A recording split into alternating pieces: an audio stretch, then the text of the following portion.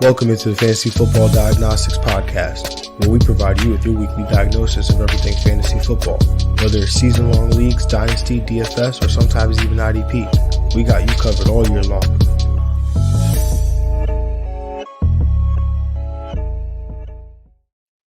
Let's do it. Let's get to it. Welcome into the Fantasy Football Diagnostics Podcast. It is Thursday, November 10th. I'm your host, John June, and of course, wouldn't be much of a show. It'd still be a show, but it wouldn't be much of a show without my guy, Greg Penniman, aka G Money.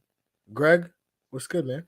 Chilling, man. Make sure I put in those bets for tonight. Got the Thursday night game coming up. Got the week 10 now. We're officially above the halfway mark of the season, of the full regular season. So fantasy regular season plus playoffs. So yeah, we're here. Yes, definitely had to put those bets in. And if you want to know what bets we're talking about, because we've been making some money. We're making some money over here. So if you want to know what bets we're talking about, you gotta go listen to the Thursday night episode. We break down Thursday night football because you gotta get those Thursday night bets in, put them in.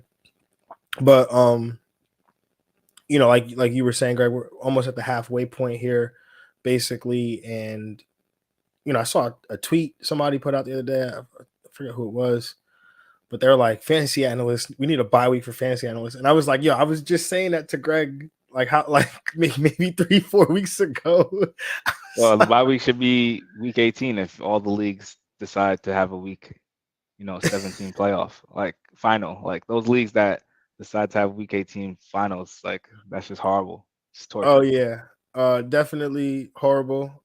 But we still will have you covered. Unfortunately for us, but fortunately for you all out there that are playing in those week 18 championships. Just don't do it. Just write a letter to your commissioner and just be like, hey, we've graduated from this. Like, there's no need for us to have a week 18 playoff. But Word. Some people are here for chaos. They embrace the chaos, and I guess you got to be one of those people to be able to enjoy that. But obviously, as we always say, please comment, like, subscribe, all that fun stuff. If you got questions and you're watching the show live, whether it be on YouTube, Twitter, Twitch, hop in the chat section, leave some questions, or just drop in to say hello, whatever you prefer. But let's not further delay. Obviously, we got to cover all these 1 p.m. games, and not just the 1 p.m. games, because we do get a Germany game, a game in Munich, our first NFL game in Munich. 9:30 a.m. The 6-3 Seattle Seahawks traveled to Munich, Germany, to take on the 4-5 Tampa Bay Buccaneers. This game has a 44.5 point total, where the Tampa Bay Buccaneers are 2.5 point favorites on this neutral field. In terms of whether we're okay there, in terms of injuries for Seattle, wide receiver Marquise Goodwin, he was limited with a groin. For Tampa Bay, Antoine Winfield, the safety, has a concussion, but he was a full participant in practice. And then Mike Evans, the wide receiver for Tampa Bay, he's dealing with a rib injury as well as an ankle, so he's limited for that, for those reasons there. And then they've got a bunch of other guys questionable as well. So as I look at this matchup here, I am going to take the over. I'm very confused as to why Seattle is not favored in this game. So I will take Seattle, and I will take them to cover the spread, and I will take them to win this game as well. Yeah, you're muted. I don't know. Yeah, it's not even they're not even home. It's like they're a home team, but they're in Germany. So yeah, that doesn't make sense really. Yeah, it doesn't really make sense. I mean, this, if anything, should be a pick'em. At the worst, it should be a pick'em. Yeah, I can see that. But yeah, either way, I would take Seattle. As far as the Seattle side, Geno Smith, he's a QB1. He's going to continue to be a QB1. I think, we said it a few weeks ago, or I think in week 4, week 5, like this is who he is. He's here to stay. We're locked in. Kenneth Walker, high end RB1, even in a tough matchup. The volume is going to be there. The touchdown production is going to be there. So definitely look to look for that to continue. On the wide receiver position, Tyler Lockett and DK Metcalf, they're wide receiver 2s. If this game shoots out, they could both be wide receiver 1s. If it just goes normally, one of them could end up a wide receiver 1, the other one could end up as a wide receiver 3, just depending on how it kind of shakes out. Noah Fant, he's my stream of the week. He's a tight end 1 option for me this week. And then on the Tampa Bay side, Godwin, you feel like he's got to turn it around at some point. He's going to get healthier. So I look at him continue to be a wide receiver 2. Leonard Fournette, he's an RB2 in this matchup. Again, that volume is there, especially those receptions. Mike Evans is a wide receiver 3 for me in this one. I know he's dealing with the rib injury. He got banged up last week. So he's obviously managing that. And then Rashad White, just continue to stash him. There's a lot, like the drum beat is getting louder for him in terms of him potentially taking over this backfield. So again, just continue to stash him. Some people are playing him this week because that's how desperate they are with the buys. At tight end, seems like Cam Brate is making his way back potentially. So, could be a tight end 1 option for the Bucks. Greg, how do you see this one playing out? Yeah, I'm gonna go with the under here. I'm gonna take Seattle to cover though. Seattle to win. On Seattle side, Geno Smith, agree with you. Geno is playing well all season. Definitely, got to be this comeback player of the year. Continue to play him as a QB1. Not afraid of the Bucks defense pretty much anymore. They could definitely be scored on. Kenneth Walker Jr. He's a matchup proof RB1. Probably one of the hottest running backs in fantasy right now. So you play him as such. You keep playing him. Tyler Lockett and DK Metcalf are strong wide receiver 2s. Obviously, saying one of them has that upside for wide receiver 1, of course, if they're going to get touchdowns. And Noah Fant, great streaming option this week. On Tampa side, it's really Fournette, Evans, and Godwin. Looking at those guys, Fournette being a strong RB2, agree with you. Evans and Godwin. I do like Evans a little more every week. He's always, again, one big play away from having a huge day. So I like his upside there. Whoever's starting tight end for Tampa Bay is going to get used for sure. They're going to get close to 6 carries. So if Cam Brate is back in there, he's usable as a great streaming option. Yeah, definitely. The tight end position is going to get utilized for sure. Let's move on to the next game here. The 3-6 Jacksonville Jaguars traveling to Kansas City to take on a 6-2 Kansas City Chiefs. This game has a 50.5 point total, where the Kansas City Chiefs are 9.5 point home favorites in this one. In terms of whether we're okay there, in terms of injuries for Jacksonville, Evan Ingram, he was limited with a back injury.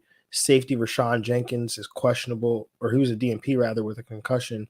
And then for Kansas City, Mecole Hardman, he was a DNP with an abdomen injury. Greg, how do you see this one playing out? I'm going to take the under again. I'm going to take the Chiefs to cover, though, and the Chiefs to win. Chiefs at home are just, of course, really money. Well, they're 3-1. They only lost once this year, and that was against the Bills. But I don't see Jacksonville really challenging them too much. Maybe they get hot in the beginning of the game. On their side, though, Trevor Lawrence, I think he's high in QB2. Can maybe make some plays. Could finish as a borderline QB1. Kansas City's defense is definitely attackable on the outside. He has the players, Christian Kirk, being the wide receiver 2, the leader in this offense, and then the receivers after that. But I'm only willing to really must start is Christian Kirk. Travis Etienne, as far as the running backs, he's an RB1. Continue to play him as such. Evan Ingram, if he's able to go, he's always a good streaming option at the tight end position. Could give you a tight end 1 week because he's definitely utilized in the passing game. For the Chiefs side, you already know Patty's about to go off every week, QB1. Travis Kelce, his main guy, receiver-wise. Mecole Hardman, I'm willing to throw out there just because, he's hot right now. And I think those Kansas City receivers, they just, take turns. It seems like so Mecole Hardman, last couple weeks has been hot with the touchdown upside. You got to play that as a high upside flex. And as far as the running backs, it's definitely hard to, we talked about it early in the week. They're kind of like stashes. Maybe Clyde, you can make the argument to play as an RB3, but you're wait and see mode for a lot of them. Yeah, I'm gonna take the under here. I'm gonna take Kansas City to cover. I'm also gonna take Kansas City to win. In terms of Jacksonville, Trevor Lawrence, I think he's a QB1 option in this matchup here. I mean, Kansas City has not been great against the quarterback position, and Trevor Lawrence, being a 9.5-point underdog, is going to have to throw the ball, and have to make some plays through the air. So I definitely like that. Christian Kirk, I agree. Definitely the option I want from the Jacksonville receivers, high end wide receiver 2 with wide receiver 1 upside. I'm not gonna shy away from Zay Jones, just given the game script. If you need a flex, like I'm talking deep flex, so I'm not saying that he's got to be a wide receiver 2 for you this week. But if you need a deep flex, I think he's definitely in play for some wide receiver 3 production there. Evan Ingram, dealing with this back injury, but he's a tight end 1 option if he can go. And on the Kansas City side, Mahomes, obviously, he's a QB1. Juju Smith-Schuster, he's come on really as of late. He's really been fantastic these last few weeks, and I think that continues this week. Mecole Hardman, definitely, again, he's another guy. He's been hot. So, just feels like it's finally come, man. We've been waiting for Mecole Hardman to do this consistently. I don't know. I don't want to go there because speaking we've had stretches like this definitely before in his career. So 4 games though, 4 straight. I don't know if we've ever had 4 straight. 4 straight. Will this be 4 though? I think this would be 5. I thought this would be 5. Oh, okay. Yeah, I mean, he's been solid, so I just continue to put him out there. I want pieces of Patrick Mahomes, however I can get it. Obviously, Travis Kelce, he's a tight end 1. I do lean Pacheco at the running back position. I agree. Like I don't get excited to want to play any of them, but I feel like Pacheco got game scripted out last week. He's clearly not the passing down back. Jerick McKinnon played the most snaps. Clyde Edwards-Helaire played the least amount of snaps, I believe, if I'm not mistaken. So Pacheco, if the game goes the way that we would anticipate with Kansas City being able to cover this 9.5 points, I feel like he should get an opportunity here to run the football more consistently. If I don't know if I said it, but Travis Etienne, he's a running back 1 for sure. Yes, sir. All right, let's move on to the next matchup here. We've got the 6-1 Houston Texans traveling to MetLife to take on the 6-2 New York Giants. This game has a 39.5-point total, where the New York Giants are 6.5-point road or home favorites. You know what? I'm just gonna play it one time, man. Shout out, man! Shout out to the Giants finally being favored. It took the Houston Texans for it to happen, but 6.5 points, that's a respectable number. That just shows that, like, hey, you're almost a touchdown favorite here at home. Like, that shows the signs of being a good team. Yeah, not true. I mean, technically, according to that guy's coin flip thing, they're supposed to lose this week though, so we'll see. There's a Giants coin flip thing too? Yeah, there's a Giants coin flip. Oh, that's the Jets one. Just the Jets one. My fault. Yeah. So there's the Jets coin flip thing where that one's crazy, where the dude has he literally flipped a coin at the beginning of the season, and so far through 9 weeks has been perfect, accurate. Perfect. And that ends with a loss in the AFC Championship game, which honestly I don't know if I could do that again after 2009, 2010. But you know what? Something is better than nothing. Anyway, we're not talking about the Jets. They're on bye. We're talking about the Giants. In terms of whether we're okay here, in terms of injuries, Dameon Pierce popped up on the injury report earlier this week with a chest and a shoulder, so he was limited. Brandon Cooks, he was a DNP early in the week with a wrist injury. Philip Dorsett dealing with an ankle, he's limited. Nico Collins still dealing with that groin, but he was upgraded to limited this week, so that's definitely good news. And then on the Giants side, Kenny Golladay practiced, limited participant with a knee injury. The Giants are desperate at receiver. They have not made any moves to add any receivers. I'm just saying. I'm just throwing it out there. Just logical. No. I'm not saying to pick them up. Just keep an eye. Speaking of eyes, Daniel Bellinger, he is not going to play in this game because he is dealing with a fractured eye or orbital bone, I believe, in his eye. But he said he will play with a visor later in the year when he does return and when he is ready to play, so that to reduce the risk of re-injury there. Greg, what are you? How are you looking at your hometown Giants this week? I'm gonna take the under. I'm gonna take Houston to cover, but I'm gonna take the Giants to win. On the Giants side, Daniel Jones, got a safe floor. I think he's high in QB2. Always got that QB1 upside, possibly with his legs. Um, Saquon Barkley, RB1 option. The only receiver I would be ever willing to touch in this offense is Darius Slayton, and that's about it. And then on the Houston side, Dameon Pierce, he's a RB1 option for sure. The receivers are all banged up, but it seems like whoever's that one left. Philip Dorsett had a decent game last week, so he had 3 for 69 yards. He could possibly be a deep flex if he's the healthy one, or if it's Nico Collins, if he's the healthy one, he could be a deep flex. But yeah, that's about it. I mean, the Giants should just full on take on the Ravens offense here and just run Daniel Jones and Saquon Barkley every play. Like that's all they need to do. I bet it works a lot better when you have Lamar Jackson back there. But yeah, Hey man, Daniel Jones, yo, fastest mile per hour quarterback, yo. Make a zoom, Danny Wheels, no, yo. Danny Wheels can zoom as long as he doesn't trip over his own 2 feet. He's good. Facts. No, I'm taking the under here, taking the Houston Texans to cover, taking the Giants to win. So we same page on that. For Houston, Dameon Pierce definitely an RB1. One of these wide receivers could potentially return wide receiver 3 value, whether it's Brandon Cooks if he's healthy. Nico Collins was actually the most productive wide receiver in this group when everybody was healthy. Mm-hmm. So curious to see how it plays out, but honestly, I'm not really looking to play much from the Houston offense. For the Giants side, Saquon Barkley, he's a top 3 option at the position. Daniel Jones, I'm with you 100% word for word. He's a QB2 with QB1 upside because of those legs.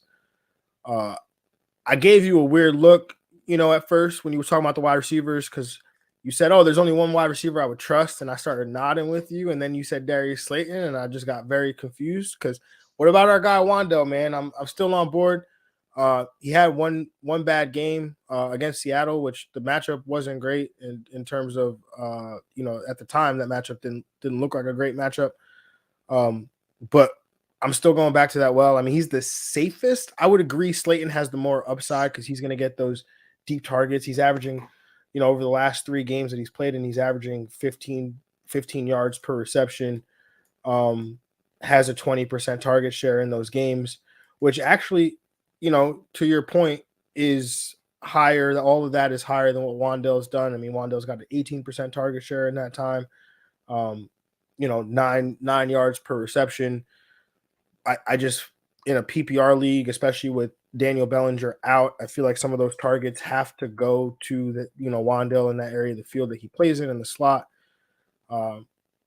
So yeah, I do like Slayton this week as well, though, because again, the upside's there. He's averaging almost 16 yards per catch. So if you are in need of a wide receiver 3 flex play, I think he makes a ton of sense as well, because Wandell's probably mostly rostered as well too, if I'm reading that right. But anything else on this game, Greg, you want to add? Nah, yeah, go Giants defense, baby. I mean, no Xavier McKinney, but we'll carry us as usual for sure. The Giants should never be allowed to have like a bye week or any week period of time like between a game, because it's not this dude going to Mexico and like falling off an ATV, or what was the whole boat fiasco back With in the JPP last time they made the playoffs, or JPP. Yeah, just Yeah, a lot of holiday. Yeah, we do a lot of stuff off the field that they already get hurt on the field so much. Like, they should just chill. just chill, bro. Just chill. Let's move on to this next matchup here. 2-6 Detroit Lions travel to Chicago to take on the 3-6 Chicago Bears. This game has a 48.5 point total. where the Chicago Bears are 3-point home favorites. In terms of weather in this one, we're okay. In terms of injuries, there's a bunch of guys questionable for Chicago. In terms of the Detroit side, Kirby Joseph, the safety who had honestly a breakout game by all accounts on Sunday, he's questionable with a concussion. Malcolm Rodriguez, the Hard Knocks star rookie for the Lions, he's questionable with an elbow injury. DeAndre Swift, he's limited with an ankle in the shoulder. Josh Reynolds, he was a DNP with a back injury. And then Craig Reynolds was added to the injured reserve with a rib injury. This game's intriguing. You've got one of our two brother to brother matchups in the NFC North this weekend as Amon-Ra St. Brown and Equanimous St. Brown. I don't know if you got a chance to see the clip of them. I guess they did something for the 33rd team where they were going back and forth talking trash to each other about this game coming up.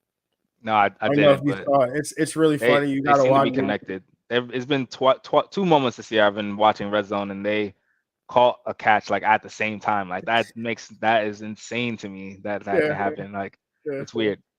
It is weird how it happens sometimes, but the video of them just talking trash to each other is hilarious. Like they're like, we're gonna beat you guys. It's like Equanimous is like, our offense plays hard as hell. Like, go ask your defense about our offense. Like we play hard as hell. and then Amon-Ra St. Brown is like, okay, but I don't have Robert Quinn, so you're not getting after the passer. You don't have. He's like, you don't really have like in depth analysis here about who's gonna win. Like you don't have Roquan Smith, so you ain't got big boy in there to make the tackles. And then Equanimous is like, yeah, but is DeAndre Swift healthy though? Hey man, Amon-Ra should have said, "Who's covering me?" First of all, like who's covering me? Like I'm better than you. Fuck, I'm better than you. Yeah, bro.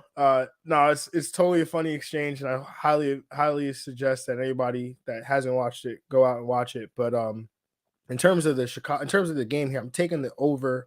I'm going to take Chicago to cover. I am going to take Chicago to win. Justin Fields, he's a QB1. More about him tomorrow or Saturday rather. Darnell Mooney, a wide receiver one for sure. Both these running backs, I feel like as everything else has gone up in Chicago and the Chicago offense, the running backs have just gone down. Yeah. But they play Detroit, and that matchup's intriguing. Everyone should eat, man. Everybody should eat. So I'm looking at these guys as RB3 options. Cole Kmet, he's a tight end one option. And then for Detroit, Jamal Williams, he's an RB1. Amon-Ra St. Brown, high end wide receiver 2. DeAndre Swift, he's an RB2. I will rank him as such this week. I think Dan Campbell is not lying to us. We are going to get more touches for Swift this week. And then Khalif Raymond let us down last week, but I think in this matchup, he's going to come through. Definitely a wide receiver, borderline wide receiver 3-4, but definitely an option in the flex position if you need help there. Yeah, I'm also going to take the over. I'm going to take the Bears to cover and the Bears to win. I'm with you pretty much on everything. Chicago, all their pieces should eat. Justin Fields should have a great matchup here. Darnell Mooney should be the guy that's going to lead in the targets and receptions for the receiver position. So he's got some wide receiver 2 upside. The running backs are both RB3s, but whoever's going to score a touchdown could probably fall into that RB2 category. So you can start both of them, especially in the week with bye weeks, of course. Cole Kmet, again, tight end stream of the week, so continue to play him in a great stretch of matchups. On the Detroit side, Jared Goff, also playable. I think he's got QB1 upside as well in this matchup. Jamal Williams, I think, he's definitely the running back I want right now over the two. So he's going to be more stable, safer floor. Low and RB1 should get into the end zone as well. DeAndre Swift, low and RB2. Amon-Ra St. Brown, wide receiver 1 upside. That's Khalif Raymond. This is the theory. It seems to work. It's the week expected. This is now.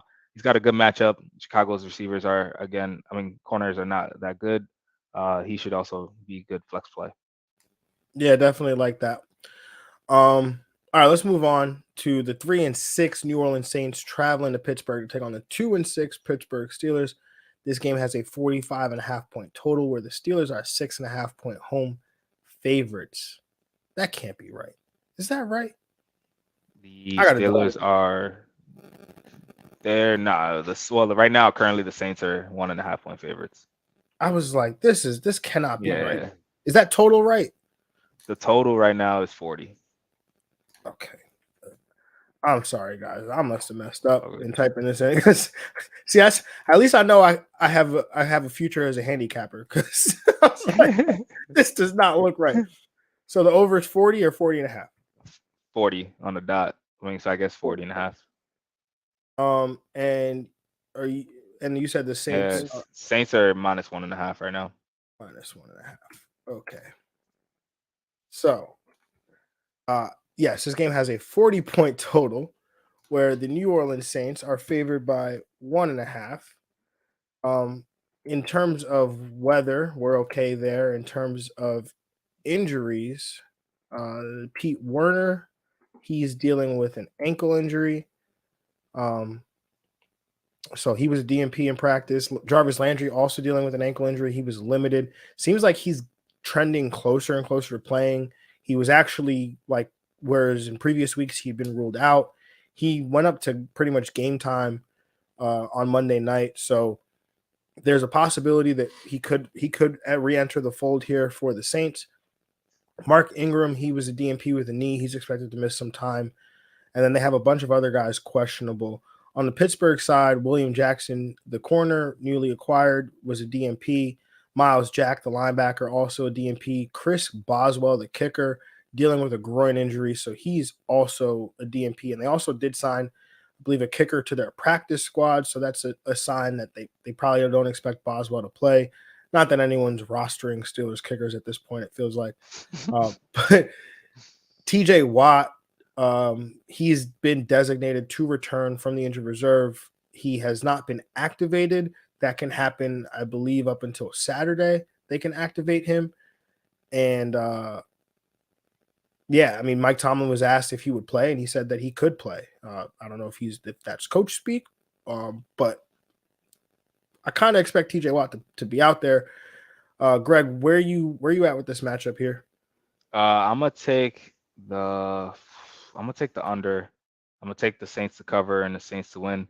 Hey, Chris Boswell's the last of the big B's, man. He's the last one. Big Ben, Le'Veon Bell, Antonio Brown, and Chris Boswell, man. Hey, don't forget Martavis Bryant in there. He was Martavis Bryant. Yo. That's a name. That's a name. name. That's a name right there. That's a name. Wow, man. Oh, yeah. Good times. Yeah. So taking the under again, Saints to cover, Saints to win. On the Saints side, Alvin Kamara, he's a RB1, high in RB1. Had a slightly down week last week, but I think he shouldn't be I'm not too phased by that. He should be back to RB1 level. As far as the receivers, Chris Olave, he's able to go. He's going, wide receiver 2 option. And Taysom Hill, the emergency glass tight end, as he is every week. Just hoping that he can get a goal line touchdown, some long runs, and stuff like that. And as far as the Pittsburgh side, Najee Harris, RB3 option, really.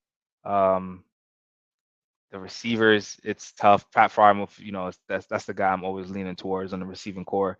And that's about it. Deontay Johnson is also a deep flex option. But yeah, that's the most I could do. Yeah, what you just said hurt my heart, man. Yeah. Deontay Johnson is a deep flex option. I know he was my bust of the year, but this is that's tough. I am going to take hasn't been there. Just has not been there. I'm going to take the under. When I thought this spread was 6.5, I picked the Steelers to cover it. Screw it. Let's take the Steelers to cover 1.5, but we'll take New Orleans to lose or New Orleans to win the game. So like it. Alvin Kamara, definitely an RB1 option. Chris Olave, high-end wide receiver 2. Andy Dalton, this is interesting, right? Because when you look at the season-long numbers, or not even the season-long numbers, if you just look at recent weeks, Pittsburgh looks like a great matchup for quarterbacks, but if they get TJ Watt back, like I don't want to play Andy Dalton. Right. So if you are in a 2 quarterback league or you need help at the quarterback position, with guys like Josh Allen and Kyler Murray and now Matthew Stafford potentially being questionable or highly questionable in some cases for their games, Andy Dalton is only an option for me if TJ Watt doesn't play. Is that something you disagree with, Greg? Yeah, TJ Watt is such a difference maker. He's arguably the best defensive player in football. He will create. He changes possessions for his team. So I think he'll affect them at least for sure. His upside. Yeah, definitely. So I would stay away from Andy Dalton in that situation. But on the Pittsburgh side, I think with the bye weeks, Najee, I got him ranked as an RB2 this week. With some of the bye weeks and matchups and things like that. Jaylen Warren has been talked about as potentially getting more touches. Now, do you really want another piece of the Steelers offense? It's tough, but I'm not gonna lie. I had to play him. I got to play him in 2 leagues because I'm hurting. Your boy's hurting, so I had no choice. I was like, "Oh, Jaylen Warren, that's exciting!" I got excited about that. That's the state of where we're at right now. But there's been a lot of buzz. He's another guy. The drum beat's getting louder. Of the beat, and even Mike Tomlin spoke to it a little bit of getting him more involved in the offense, getting him potentially more touches. So maybe, and again, the Chase Claypool thing, those targets have to go somewhere. Deontay Johnson, George Pickens, Pat Freiermuth, they're not going to absorb all of that 20% target share that Pickens is leaving behind. So Jaylen Warren, Najee Harris, I think they absorb some of that. And then Deontay and Pickens, I agree, man. I mean, they're both in the same boat for me in terms of where I have them ranked. And both of them are going to be wide receiver 3/4s, guys that I'm not really excited to play, but I will play if I'm desperate, essentially. Yeah, I mean, Deontay's got 5 receptions in 4 straight weeks, so you're he's giving you 8 to 9 points a game, pretty much. That's what you're expecting. That's fine. Yeah, Better than definitely. 0. Yeah. I miss the days where he was getting 13, 14 targets a game. Miss those days. He's getting high target numbers in games. They're just not. They're coming from bad quarterbacks, really bad quarterbacks. Remember how mad we used to be at Big Ben? Yeah. Anyway, anything else you want to add to this matchup, Greg? No, definitely not. Definitely not, right? Let's move on to this next one. The 3-5 Cleveland Browns travel to Miami to take on the 6-3 Miami Dolphins. This game has a 48.5 point total where the Miami Dolphins are 4-point home favorites. Weather is okay in this game. In terms of injuries for Cleveland, David Njoku, the tight end, who's been out since before the bye, he's been a DNP Wednesday and Thursday with that ankle injury, so it's probably likely that he will not play. Linebacker Jeremiah Owusu-Koramoah, he was a DNP with a knee injury. And then for Miami, they have a bunch of guys questionable, but nothing that, really is concerning from a fantasy perspective. Greg, where do you lean on this matchup? On this game, I'm gonna take the over. I'm gonna take Miami to cover and Miami to win. I think this could be a high scoring game. Just Miami's been in the big time overs. It's been Miami involved a lot of the time. So I think it continues this way. Jacoby Brissett on the Cleveland side, we both like Jacoby Brissett. He's just streamer of the week. He's got a solid matchup, very great matchup here actually. So he should be in QB1 territory. I think he's got that upside. Nick Chubb, monster RB1 this year. He's been just money every week. He's continued to just dominate and get touchdowns. So play him as RB1. Mark Cooper, I think he's got wide receiver 1 upside in this one as well. Diamond People Jones, he's got some flex value because of the high scoring affair that this could be. On Miami side, Tua, QB1, Tyreek Hill, Jaylen Warren, both high upside wide receiver 1s. They're both top 7, top 5 plays every week. They've been money all year.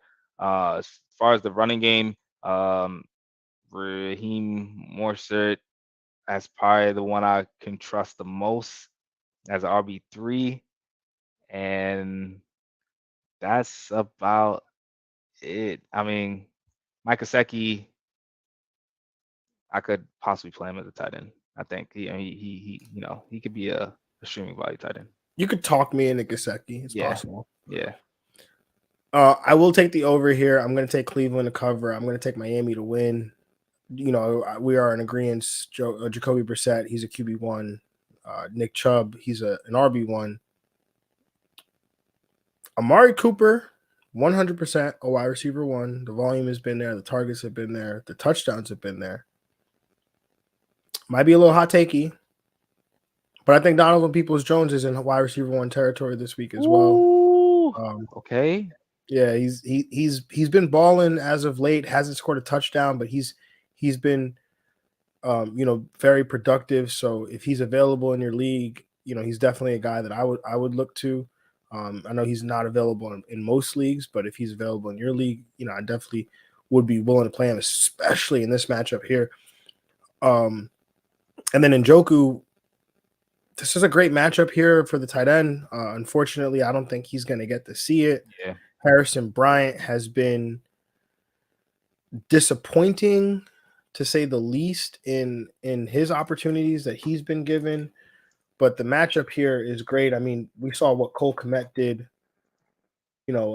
last week, and Miami allows the second most fantasy points to the tight end position, second most PPR points to the tight end position over their last 3 games. So if Harrison Bryant, if you're desperate at tight end, I picked him up in Scott Fishbowl today because I needed a tight end with 2 of my tight ends on bye. So, I think he definitely makes some sense there because, again, Njoku had a great matchup, and I was ready to make him like the tight end 1 on the week. But, yeah. Anyway, for Miami, Tyreek Hill, Jalen Waddle, wide receiver 1s. Tyreek's going to have that crazy upside, and Waddle still has his upside as well, so definitely roll those guys out there. And then naturally, 2 is going to be a QB1. And then at the running back position, I'm leaning Jeff Wilson. Oh yeah, that's right. Nah, Jeff Wilson for sure. I'm definitely on board with Jeff Wilson. He's Okay. he's RB2 for me. Yeah. Yeah, I've got Jeff Wilson as an RB2 with Mostert being an RB, like a distant RB3. Maybe a little lower end RB3. But yeah, that's really it for me in this game. Yeah. All right, let's move on to this next game here. The 7-1 Minnesota Vikings travel to Buffalo to take on the 6-2 Buffalo Bills. This game has a 43.5 point total, where the Bills, they were larger favorites, but now it's dropped down to 3.5. I believe they were as high as 6 or 6.5. Something to that effect, but now they're 3.5 point favorites. In terms of the weather, there is possible rain in this game. In terms of injuries, for Buffalo, linebacker Matt Milano, he's limited with an oblique. Safety Jordan Poyer, he was DNP with an elbow. Tremaine Edmonds, the linebacker, he was DNP with a groin and a heel. Josh Allen, back-to-back DNPs with that elbow injury. I truly do not believe that he plays. But again, we'll see how as this one progresses. Trey White, the cornerback, he's quite not ready according to head coach Sean McDermott. So I don't expect him to play on Sunday. For Minnesota, Cam Dantzler, he was a DNP with an ankle. That's a cornerback. And the wide receiver Adam Thielen, he was limited with an ankle. And they have a bunch of other guys questionable in this matchup. As I touched on previously, this is one of 2 matchups where we have that involves an NFC North team, or the last one involved 2 NFC North teams, but we have 2 brothers both playing on the same side of the ball, playing in this game at the same position, just like we did in the previous game. Quite interesting, wow. NFL. This time we have running backs, Dalvin Cook for the Minnesota Vikings, and rookie James Cook for the Buffalo Bills. So, again, things that intrigue me about just storylines and things of that nature. But for Buffalo, if Allen can go, he's an obvious quarterback 1. Maybe you downgrade his passing a little bit, or the deep passing game. But I think it potentially might lead to him, I don't know, maybe running the football a little bit more. not really sure what the mechanism would be there if they want to if they could potentially expose him to more shots and things like that. So that's something to keep an eye on. But he's still a QB1 in my book if he goes, which I don't think he does. But Stephon Diggs, he's a wide receiver 1 no matter what. Devin Singletary, he definitely gets a bump if Allen can't go. And the more I think about it, I have James Cook down as in a stash potentially. But if you're desperate, I think if Allen doesn't go, like we talked about, this becomes like a more traditional offense where they could actually support multiple running backs. And so James Cook has some deep league value, I think, in this matchup here if Allen can't go. And then Gabe Davis, I think he's probably limited to, in my opinion, even if Allen does go, because of what it means for the deep ball, right? Like, I don't think that they're going to be throwing the deep ball as consistently, and maybe, Gabe Davis suffers because of that. So I would probably look to pivot if I could afford to. For Minnesota, Justin Jefferson, wide receiver 1, TJ Hawkinson, major tight end 1 in this game, Dalvin Cook, an RB1, and then Kirk Cousins is, I think he's more playable. Obviously, people are afraid of the matchup. I don't think the matchup's as scary on paper, or, as scary when you look at what's been going on the last few weeks with all the injuries that the Buffalo defense has had.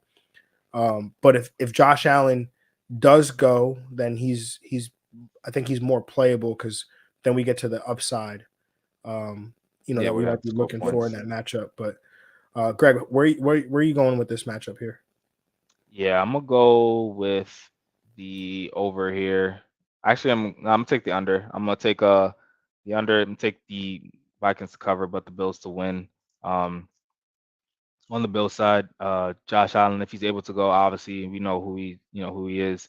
He's a QB1. If he's not able to go, Case Keenum, I think he has super flex value. I think if you were the Josh Allen manager, you probably can make that quick pivot to him.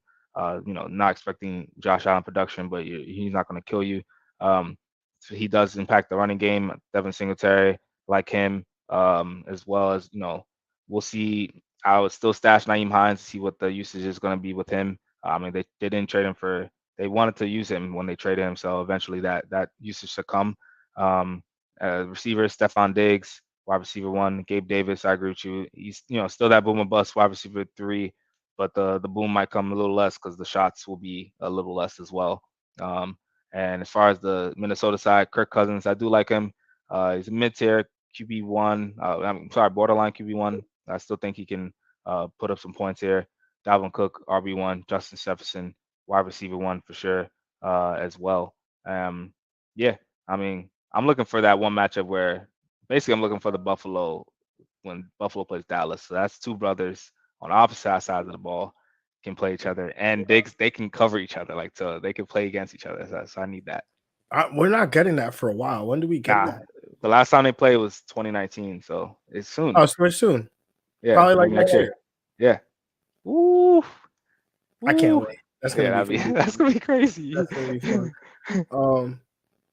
We do have a question from Ghostly Wolf 30.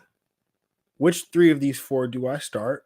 Saquon, I'm assuming Barkley, Walker, assuming Kenneth, ETN, assuming Travis, and then Patterson, assuming Cordero. You have a great fantasy team. You're in a 10-team league or a 5-team league or something like that. Or you just really good. I need to be in that league. Yeah. Oh man. But yes, that's a good problem to have. Greg, where are you leaning here? I know where I'm going, but if I have to cut one, I gotta cut Cordell. Yeah. That's it. Cordell for me, easy. I'm not even really thinking about it. You're like, oh yeah, he's gonna play. If you want max upside, max points, you want the first 3. Yeah, those first 3 names. You even knew because the way you listed them. Word, yo. I mean, those first 3 guys could get 25 points easy. A piece. Yep. You get 75 points between these 3 guys right here in a PPR league. Yep. So yeah, I would definitely play them. The last matchup that we will cover today before for all the 1 p.m. games. Oh, thank God it's not in prime time in our island game. The 3-5 Denver Broncos. Yeah, we haven't spoken about Russell Wilson in a while. I'm just saying. Bye week. We've had a little break. 3-5 Denver Broncos travel to Tennessee to take on the 5-3 Tennessee Titans, where this game has a 39.5-point total, and the Tennessee Titans are 3-point home favorites in terms of injuries. Well, weather's okay, but in terms of injuries for Denver, Baron Browning was a DNP with a hip injury. Justin Simmons was a DNP with a knee injury. Center Lloyd Cushenberry was placed on the injured reserve. And then they have a bunch of other guys questionable. And on the Tennessee side, Derrick Henry, back-to-back DNPs. Not sure what the injury is. If it's, I want to say I saw foot somewhere, but I don't know if I'm just confusing that with last year because I know he spent, was out with a foot injury. But back-to-back DNPs, from what I've gathered, it seems like it might be load management. He was available talking to the media and things, so not really sure what the deal is there, but definitely be on the lookout. Dontrell Hilliard is his backup, but he's also on the injury report with a groin injury. So I think Hassan Haskins would be the next name after that. But Jeffrey Simmons, he's a DNP with an ankle. Zach Cunningham, he's DNP with an elbow. Amani Hooker was a DNP. Ryan Tannehill dealing with an ankle is limited. And then Treylon Burks, the rookie wide receiver, and the Titans need him, like receivers, they need them.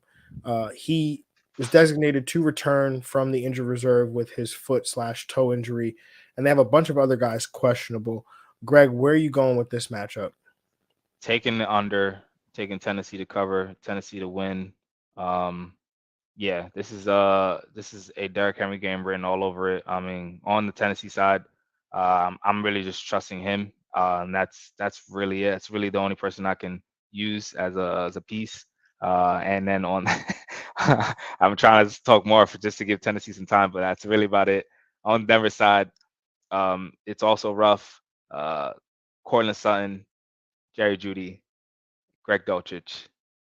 I don't know how they do it, but they seem to be options that could come through, could get touchdowns. And so I see Cortland Sutton and Jerry Jeudy as both low and wide receiver twos. One of them they seem to be alternating weeks, so we'll see who ends up with the better week this week. And then Greg Dulcich being a borderline tight end one, not a tight end one option, not even borderline mid tier at this point. And that it's even hard to trust the running game with all these bye weeks. Like, you might have to throw out Melvin Gordon but I'm not proud of it. So that's it. Yeah, there's not much to say on this game. I'm taking an over, taking Tennessee to cover, taking Tennessee to win. Russ is a borderline QB1, like very borderline QB1. Jerry Jeudy, I think I lean him over Sutton. He's been just better the last 3 weeks, has a 25% target share in that time span, and Sutton's 19% target share. So I think they're both great options. And like you said, it could flip-flop at any given moment. But if I'm just going based off the recent history, I'm leaning Jeudy there. Greg Dulcich, he's a tight end one. Talked about him, all week. So, for 3 weeks now, we've talked about him. And then at running back, Latavius Murray and Melvin Gordon, they're both RB3s with limited upside. I'm going to lean Latavius Murray there. He's been the more efficient back, the more productive back. So I will lean his way. But remember, Chase Edmonds got added to that backfield, so now it probably just creates an even bigger mess. And then on the Tennessee side, yeah, I'm with you. It's Derrick Henry 100% of the way. There's no one else I want to play. This matchup is great, by the way. I mean, I was picking on Denver before they went on by. Breece Hall had a big game before leaving with an injury. Travis Etienne had a huge game. And Derrick Henry's coming off like some monster performances. So yeah. I would imagine that he takes advantage of this matchup for sure. Yeah, easy. But if he can't go, I'm not interested in anything. I don't want it. Give me Denver to cover. Give me Denver to win. I want nothing to do with Tennessee. Works. All right. Well, everyone, that wraps up our show for this evening. So thank you for tuning in. Thank you.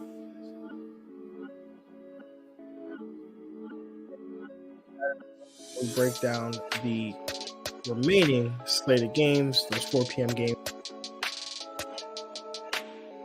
or give out our starts of the week and play some Get Money. We're 5-4 right now. I took a lead last week. I thought I was going to lose. But I got it done.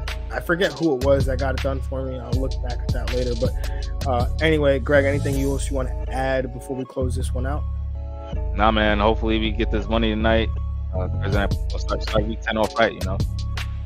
Gotta start week 10 off right. I expect us to be in here on Saturday reviewing Thursday Night Football, talking about how those prop bets did. Again, if you didn't hear them, go back and listen. Because again, can't win them all, but we've been close to winning them all. So go back and check it out for Thursday night. And until next time, have a good one, everybody.